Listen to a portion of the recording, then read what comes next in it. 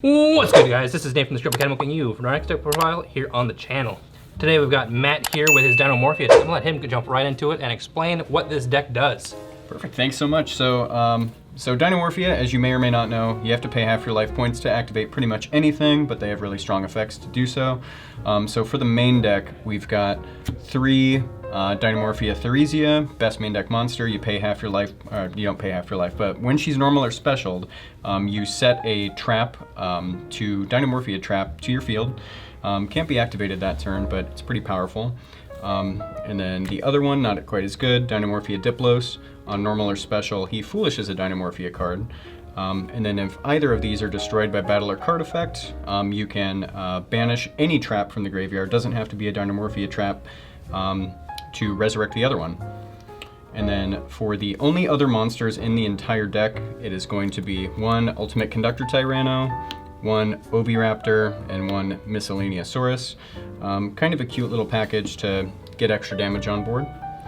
And that's all the monsters you said? That is going to be it for all of the main deck monsters. All right, okay. Perfect. And then from here... So are you mostly aiming to go first here if you win the dice roll? We sure do, okay. Yeah, absolutely. And hope to God you don't go to time. Yep, yeah, right. Hope to God we don't go to time. Up next, powerhouse of the deck, of course, if you don't know already, it's going to be the traps.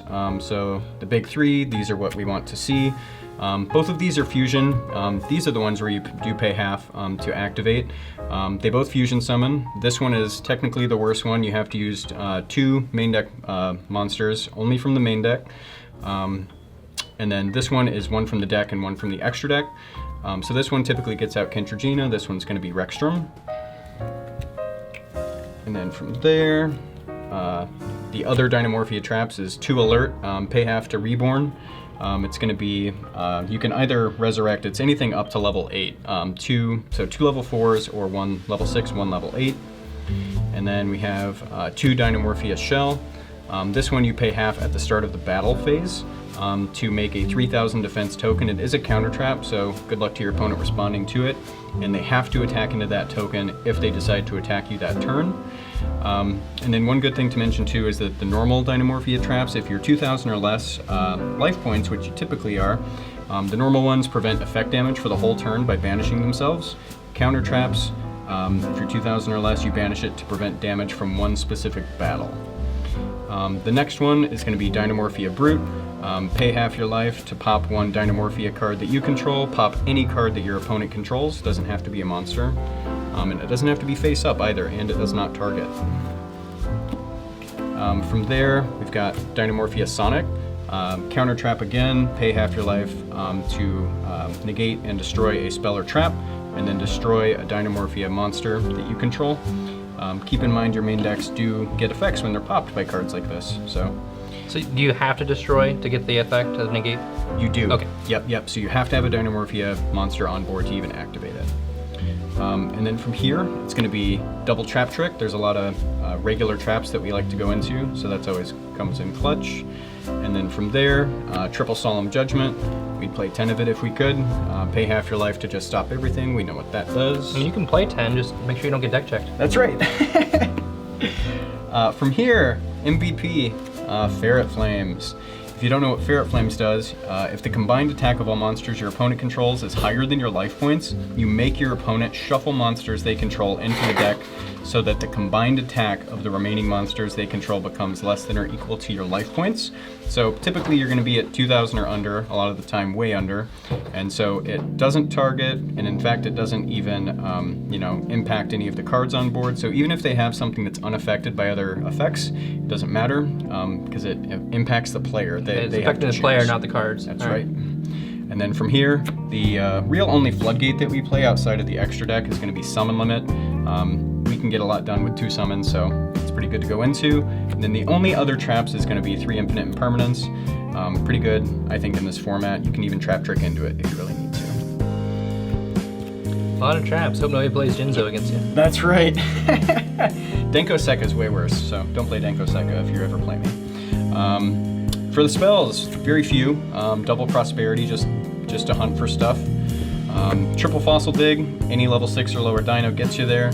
And then double Pot of Duality, because we don't special summon if we're going first anyway. So that's going to be it for for the main deck.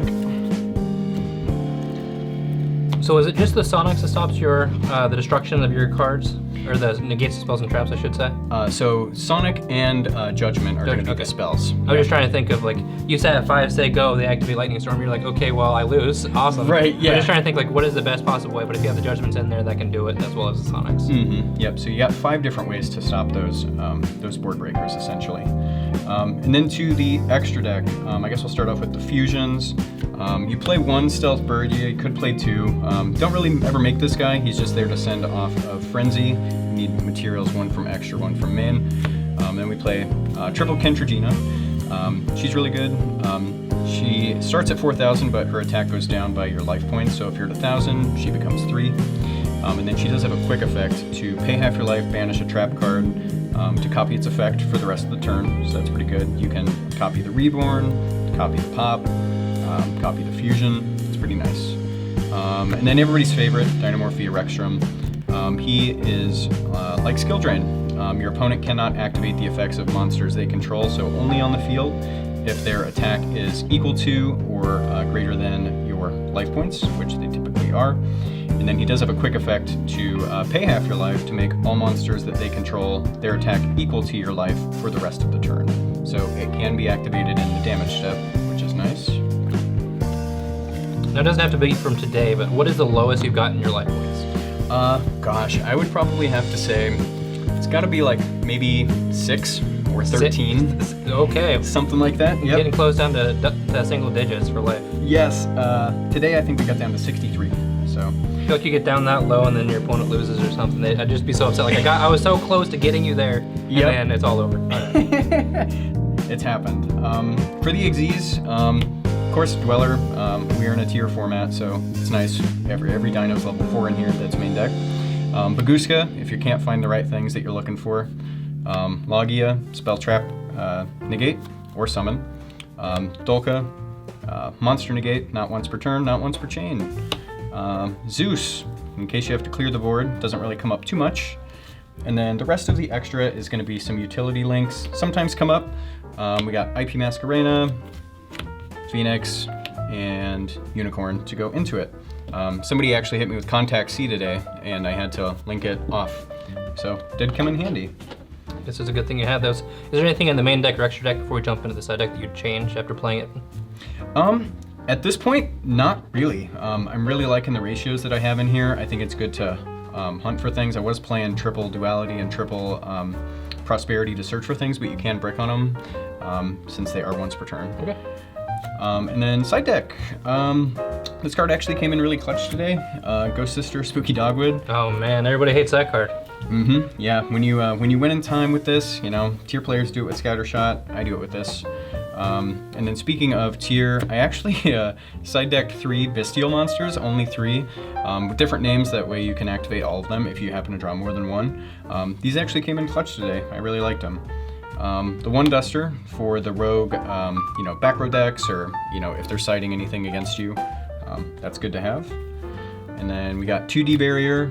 Could be like Sword Soul Tech. I didn't play any today, but it's good against them. Or other fusion decks. Anti-Spell. Rogue Runic players, or we have a Spellbook player here too that actually happens sometimes. So, and then the last is going to be evenly matched. We don't care about our battle phase if we have to go, on our first turn, which is the second turn. So it doesn't really matter to us. We fusion on the opponent's turn anyway. So, but yeah, that's the deck. I went 3 wins, 0 losses, and 1 tie today. Which you would have won. Which I would have won. I did let my opponent get the Planet Pop because they were my friend a little bit after the fact, but otherwise I would have been 4-0. But yeah. All right. Well, thank you, Matt, for bringing us your Dinomorphia deck. I know I've been denying your deck profile for a while because I didn't want to edit all those life points, but I'm happy that we were able to get it done. So thank you so much for that. If you guys did enjoy today's deck profile, make sure to stay tuned. Later on this week we'll have some live duels as well as next week as well. But that's all I've got for now, guys. Thank you so much for watching. If you did enjoy, make sure to hit that like button, hit the subscribe button. Make sure to check out our Patreon, brand new, link down in the description. You can check that out as well. But that's all I've got for now, guys. Thank you so much for watching. As always, this is Nate from the Script Academy, setting up for now. Peace out.